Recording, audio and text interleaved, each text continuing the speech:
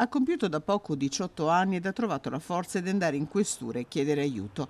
È nata a Padova e qui va a scuola la giovane di origine marocchina, malmenata e minacciata dal padre e dalla madre, entrambi marocchini, perché lei voleva vivere con la libertà di tutti i suoi amici. Da sempre la ragazza era stata costretta a uscire di casa solo sotto controllo dei genitori e solo per andare a scuola. Non poteva vedere gli amici, solo la famiglia. Alla giovanissima veniva anche imposto il modo di vestire tradizionale e se lei tentava di ribellarsi erano insulti e botte. Il 5 giugno la giovanissima ha detto basta, si è presentata alla polizia e ha raccontato la sua storia denunciando entrambi i genitori per maltrattamenti.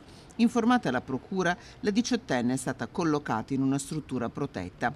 Il padre però non ha mai smesso di cercarla fino a quando non l'ha trovata per strada con due amici. Sceso dall'auto, l'uomo, un cinquantenne, ha malmenato i due amici e preso con la forza la figlia che è stata caricata in macchina. Sono stati due ragazzi a chiamare il 113. Dopo una veloce ricerca, la giovanissima è stata rintracciata nella casa di famiglia. Qui per il padre è scattato l'arresto in flagranza con l'accusa di maltrattamenti. Il GIP ha convalidato il suo arresto e disposto il divieto di avvicinamento alla figlia con l'ausilio del braccialetto elettronico. Nell'auto del cinquantenne gli agenti hanno sequestrato alcuni coltelli e un piccolo cannocchiale che serviva per controllare gli spostamenti della ragazza.